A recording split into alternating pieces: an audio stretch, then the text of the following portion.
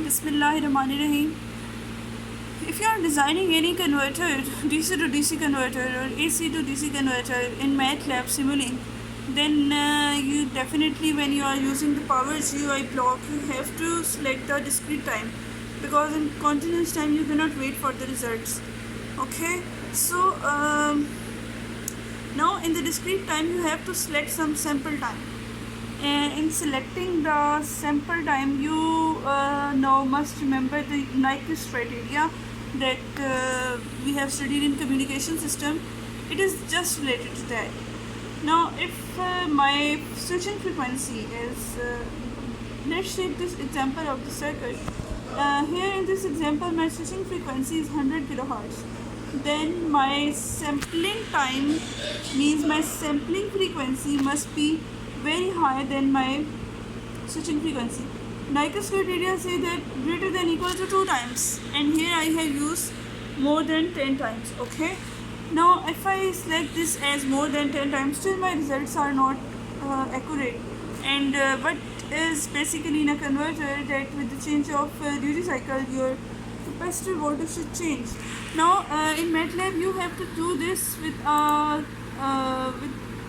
bit change, like you have to go in the parameters, in the model configuration parameters, and here you have to change the parameters, then this value 10 times sampling time, 10 times sampling frequency will give you results. With just if you change the sampling time more and you put the correct sampling time 10 times your switching frequency, still your results will not be accurate. What you have to do is you have to go in the parameters, in the simulations, and you have to select the, okay, I think I have, you have to go in the analysis. No, sorry, you have to go in the simulation and the model configuration parameters. Now in the model configuration parameters you have to do a very little step, and you will get correct results. What you have to do is select your solver as discrete. Okay, put your sample time here, sampling frequency here, just the same you put in the discrete time, and select over here as fixed step. Okay, and you do not need to do anything else. Okay, but now as I'm doing it in the discrete domain, I have to select the here the pulse generator. Here I cannot choose the pulse generator because that is continuous.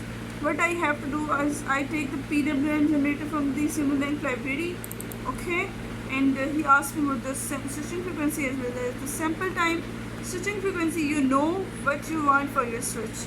Sample time you have already placed in the power GUI block, which is 10 times more than your switching frequency. Now in the sample time, you know how to calculate the sample frequency just by f is equal to 1 by time period. Okay, now I have used over here the PWM generator and the constant. This constant value is 1. You can change as your required duty cycle. Okay, these are the changes you need to do. I face much problem in designing of the converter, very much problem, because my with change of duty cycle, my voltage change was very high, and it indicates that I am doing something wrong. But then someone helped me a lot, and he guided me all the way around, so I am unable to do this. So in designing of the converter, the power GUI block play a very important role. I don't know, it takes my almost a week. So I wish that no one spent so much time like I did. So I just uploaded this video, and now if you are designing a converter, then you can do this like very small steps.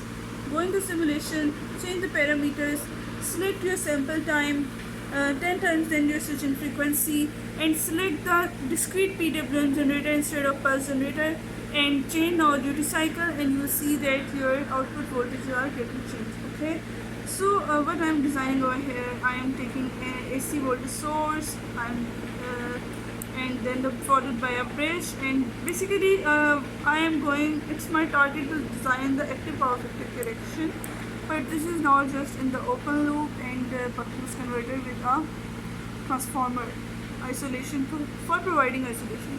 So this was a very important tutorial about the MATLAB for the converters.